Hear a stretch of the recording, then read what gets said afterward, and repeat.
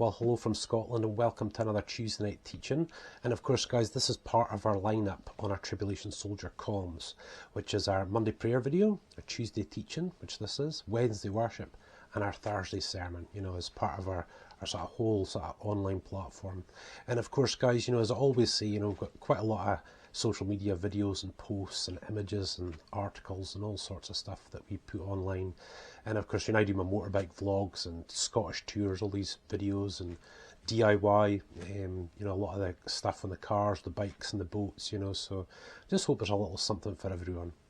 But this particular line of videos, you guys, is all to do with the doctrine, the doctrine of God's Word. And I've sort of termed this teaching season, there's 4 before it, but I've termed this teaching season Hearing from God. And what I'm trying to do in the start of each video is share like a vision, a dream, or a word that I've had from God that's really impacted my life over the years. And the hope is that I tie it up with the teaching. And with the teachings, we're just going through all the basic stuff, you guys, all the dating, marriage, intimate relations, which we're doing tonight, prayer, worship, just all these things that come along with the Christian life, and the real milky stuff, right down at the milk. But it's good, and I'm really hoping it shows that kind of impact God can have on your life. And as I keep saying, to live the Christian life, you need to hear from God. You need to hear from God for yourself. In many respects, when you're a Christian pastor or a Christian teacher, you can tell someone what an apple tastes like. But until you take that taste for yourself, you're never really going to fully get it. And that's what I always hope to put across, is that anyone can have encounters and experiences with God and have their lives led by God, not ordered, not being in obedience, led by a great father, a great brother and a great friend, and it really is quite something, you guys, And of course, at this early stages, I keep sort of going back to, when I first came back to God in 2002, and of course, Sharon and I have been living together for some time, and before that I fell away from God and had countless relationships and drank drugs, and just carried on with Sharon as well. And about 2002 I came back to God, and little did I know, but Sharon had given her life to Jesus, and what a change, you guys, what a change. And of course, from my family history, I kind of knew God anyway, back through my mother, my grandparents, my great-grandparents and stuff like that, So I knew that he was very real, he was very, very real indeed, But guys, my life was a mess. I mean, it was just a complete car crash, and so was Sharon's, And at that particular point, I'd rented this place out and was living back with Mum and Dad, and Sharon had her own place and stuff like that, So, it was very strange coming back together again and dating, not having, what you do as a married couple, as it were, And we dated, and it was 6 to 9 months, and then we got married again. We're back in here, and boy, oh boy, it was us a family again, So hopefully this particular vision, dream, or word from God, it's a word from God, will really set up nicely for the teaching tonight, which is intimate relations. And of course, Sharon and I have had quite a checkered past, quite a checkered past that goes back quite a long way. And I always like to say as well in these videos, you guys, that if you're one who's searching, or one who's just become a new Christian, or whatever, please don't think you need to be as open as I am about these specific things. You don't just tell everybody and anybody these type of things. When you're a pastor or a teacher, you do. You do share these things to a degree, for teaching and stuff like that, So of course, the first 6 to 9 months, before we got married, we were dating. We were just dating as a dating couple. And like I said in the previous video, we really looked to the Lord for the strength, sort of not to come together for intimate relations. And we fell twice, and always regret it. I mean, I really do. Sharon does too, but, it just was what it was. I think God knew, he knew the heart was there, but it was a difficult time. And of course, during that time, I started having this major issue going on, which was pathetic, really, because I'd probably had more partners than, sorry about the cats, you guys, I probably had more partners than Sharon ever had, But I had this issue with these guys that, Sharon had been with. And of course, I'm looking to God in that time, and I'm saying, how do I get past this? Of her being with other guys, and I know it's silly, but I can't get past this. And what I sort of find, especially in the early months of being a Christian, I used to get myself really worked up in prayer. You know, I get really, you could call it, it's not anxiety, but really, really worked up, really passionate and stuff like that. And again, it comes back to when God gives you, in that time, he gives you this perfect, peaceful sentence that couldn't have come from your mind because you're all over the place. And it just comes up, this perfect sentence. And the word he gave me was, she's a virgin. No man has touched her but you. Just like that. You know, I could almost hear his voice, but the sentence was just perfect. Absolutely perfect. And I was like, wow, you know? Now guys, you know, this isn't just a brainwash or a belief. This is something that has a tremendous effect on you when you encounter God in these ways. From then on, Sharon was pure, a virgin. Those other men, it just seemed to fade away, even start to fade away again, you know, even with the women that I'd been with. And I knew, because of my Christian background, that when someone gives their heart to the Lord Jesus Christ, you know, God wipes the slate clean. You're a new creature in his eyes, a new son, a new daughter. Okay, there may be consequences from the life you led before, and God will work all those things out. But you as a person, you're cleansed in his eyes, fully righteous in his eyes, you know? And when I got this with it, wow. Then presented the other problem. Now she was like forbidden fruit. You know, it's like, you know, but these are the challenges. These are the challenges, you know, where God really helps you grow, you know. And boy, oh boy, was she attractive in that way, because she was just pure. She was this virgin, you know, and you know what I mean? But, you know, that was, again, another challenge. But I really just want to share that particular one because it really leads on tonight. It really leads on to this teaching. And, of course, we spoke about dating. We've spoken about marriage. We're on to intimate relations tonight.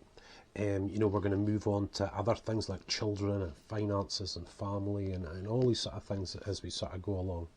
And, of course, with this particular teaching, you guys, you know, I was a serving local church pastor, and this isn't something that you'd share on a Sunday morning. Come on, you guys, away you go. Go on. God, you wouldn't share it on a Sunday morning or on a Sunday evening or a teaching night or a prayer meeting. You know, this is really quite a specialised subject, you know, where you'd really only have people that are maybe engaged or married that you'd have teaching something like this. And of course, on our website, on our online platform, you know, we've got the Birnie Family YouTube channel and all this sort of stuff. This is in the Tribulation Soldier comms. This is in the adult teaching sort of section and stuff like that, you know. And always try my very, very best to put things across in the right way when it comes to this particular subject. And guys, this is a hugely important subject, and I want to show you from my experiences and from the Word, linking that two together, to show you how important it is. And some can say when it comes to a teaching like this that, you know, God doesn't really speak that much about intimate relations, about sex in the Word. You can't really see it. But there's a reason for that, you guys. He knew that even young people would be reading his Word. Guys, I used to be a youth pastor, and I had 13 or 14-year-old youth in our youth group who would read the King James Version of the Bible, which I've got in front of me, and understand it. God had to be appropriate with the way he did things. And of course, you know, as time goes on, he just opens up more and more and more to you, you know. So it's not very explicit. Even though the Bible's got everything, it's got massacres, it's got adultery, it's got fornication, it's just got everything. You know, I mean, it really has intrigue, mystery. You know, just you got it. Political, economic, you know, you name it, it's there. But with intimate relations, God is very, very. He just puts it right, like he always does. You know. So the place we go to for that real intimate relations teaching is in the book of 1 Corinthians, chapter 7. And of course, in the previous teaching, guys, you know, I spoke about the very first verses there about to avoid fornication, let every man have his own wife. You know, that this was the remedy to unmarried relations. You know, if you meet someone and you want to be with them and your relationship develops, that's going to develop into an intimate desire. And you want to get married, you know, that's the way things sort of move forward. But even in this, God has got teachings for today. Never mind this being old-fashioned, for today, you guys, you know. You can see it. 2002 wasn't old-fashioned. This is what we got taught from the very beginning, and it really made real impact, you know. And, you know, past the youth pastor and into pastor and adults, you know, these verses became even more alive when you're really ministering to other adults about these sort of subjects, guys. So here we go, just let me read it off and we'll sort of break it up into a couple of little pieces. So here we go, hope you enjoy. Nevertheless, to avoid fornication, let every man have his own wife, and let every woman have her own husband. And I just want to show you before we crack on, in this part in the word, I know men and women have different roles, but when it comes to intimate relations, there is absolute equality. I want to show you that. For the wife has not power over her own body, but the husband.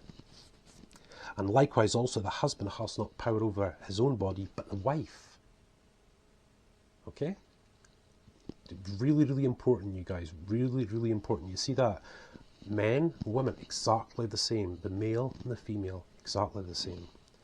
So guys, you know, it basically works like this. You know, it works like, well, this body isn't mine, it's Sharon's. And that's not her body, that's mine. That's the way that it works, you know. I get the better part of the bargain, believe me. But that is just the way things are, you know. And when you really go into that, again, it's that old apple thing, you know. I can teach this, but you've got to take a bite yourself to really feel the effects of those things, you know. That you see that this is something that is very, very mutual. No one is in charge here. This is very, very mutual in equal terms, and that is hugely important in this teaching. I'm not going to bang on through too many of the verses, but I really want to just hit on a couple of things. I just want to really show you. So it says in the next verse, defraud not one another, except to be content for a time, that you might give yourself to prayer and fasting, and then come together again. We'll stop right there though, because there's a really important part coming up just next. But if you see that word defraud, now if you look at that in the original Greek, which, you know, if you teach this stuff, you really need to understand what these verses mean. They're in context of book, chapter and verse, and, you know, all that sort of stuff. But defraud means deprive not. Neither of you deprive intimate relations from one or the other. Isn't that something quite special, you guys? I'm hoping you really see it, guys. I hope you really begin to see it, and it'll really, really, you know, by the Lord's Spirit, it'll really show you about this, you guys. Because God doesn't say these things for no reason. God is very deliberate about what he says and what he doesn't say.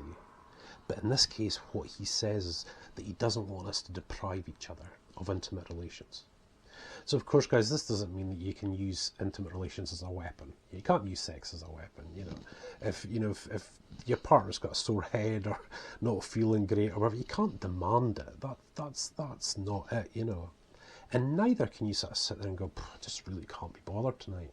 You know, that's the type of thing we're talking about. There is no forcing in this. If you think there is, then you're wrong. That is not how these verses are constructed.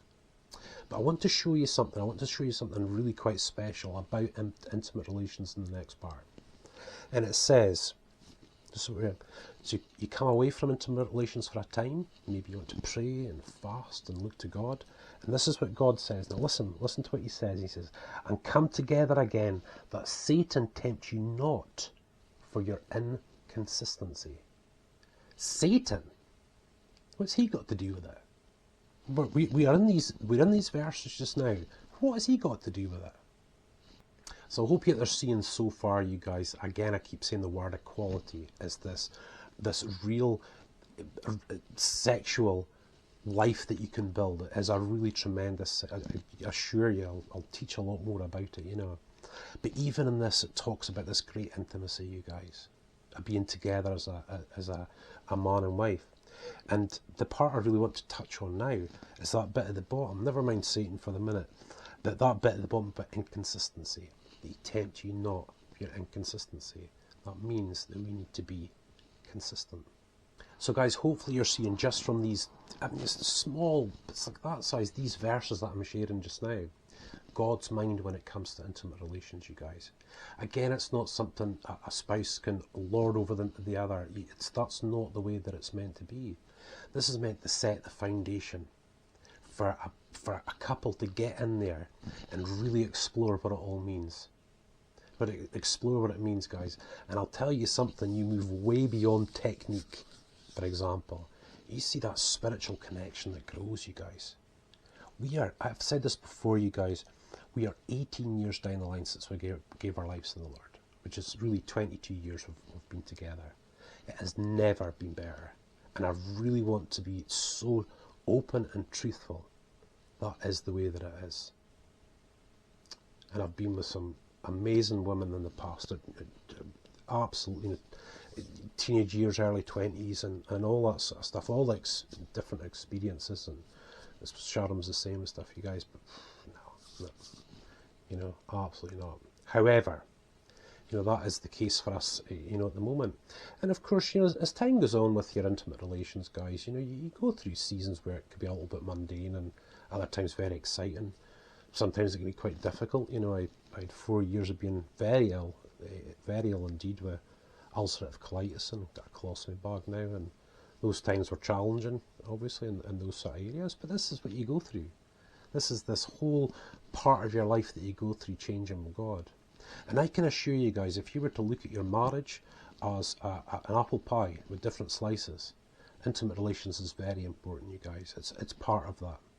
Like with finances and all the different bits that go with it, the children, the parenthood and all that sort of stuff. This is hugely important. And I really want to sort of labour on that particular point because of the mention of Satan.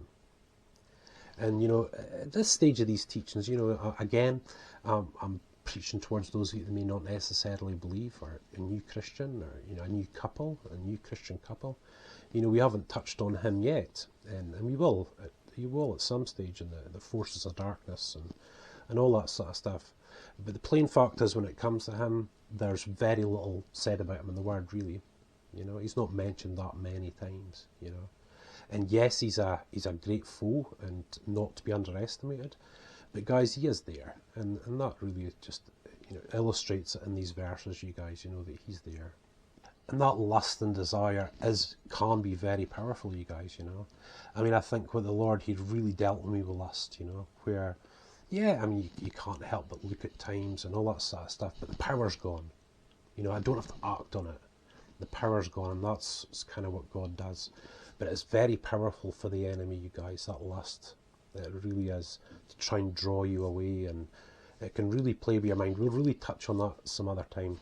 But nevertheless, him aside, God gives us that instruction that we're to do this regularly. This should be a regular part of our married life. And the only time we really should stop is for consent for a time. That's when both agree that we're going to come away from that and really look to God, you know, and just have that time where you're seeking God and reading the Word, or praying, or just, you know, just doing whatever it is that you're really feeling led to do in that season, you know. But guys, I'm just really hoping that when even just touching on a little bit of the Greek and a little bit of the verses, can you see God's Word? Can you see how important it is to have these understandings? And again, this is the foundation. All God's doing with his scriptures here, it's a living Word, is laying a foundation, and there should be fruit that comes from that. And that fruit can only come from actually going forward with it and really exploring it as a couple. Really going forward, finding out where the lines are, you know, finding out more about each other, experiencing some feelings that you've maybe never experienced before. Joys or satisfactions or whatever. That's what it's there for. It's a gift from God given to a married couple, because that's what his Word says. So there we are, you guys. It's probably the first teaching, I think, in this particular series that we've really hit the Word a bit. You know, I'm just really wanting to show you where this mindset comes from. That Sharon and I put these things in operation in our lives, and we saw the fruit of it. It's a living Word. He is a very, very real God that you can really experience as a person. And this is a hugely important thing, you guys. So again, guys, I hope you really enjoyed. You know, we'll continue on and we'll go through all these milky teachings, you know, like you know, prayer and worship and kids and finances and just all the sort of different things this year. That's what I really sort of feel sort of drawn to do, you know. And again, guys, you know, I'm very open about these things because I have to be. I'm a Christian pastor, a teach and preach. That's what I do. You know, so if you're a new Christian or whatnot, guys, don't worry. You know, you don't need to be as open as what I'm being. But in the same token, you guys, you know, if you're having any issues in any of these areas that I talk about, and you've got a pastor, please go to them, or those real trustworthy Christians that you trust a great deal. You know, these are very intimate things, you know, and they've got to be spoken about with the right people in the right way. You know, I've got no choice. I've just got to go with it. You know, but I'm absolutely fine with that. So guys, again, I just really want to hopefully excite you about God's word, and just see how, you know, this life as a Christian, it's not just a belief system or you being brainwashed. It's a catalogue of experiences that you have with a real God. And he can transform your life and show you a totally different way to be. In marriage and work life or whatever, it doesn't matter. God will be in every area, and that includes intimate relations. So for now, guys, God bless you. Thank you so much for watching, and I look forward to sharing more with you.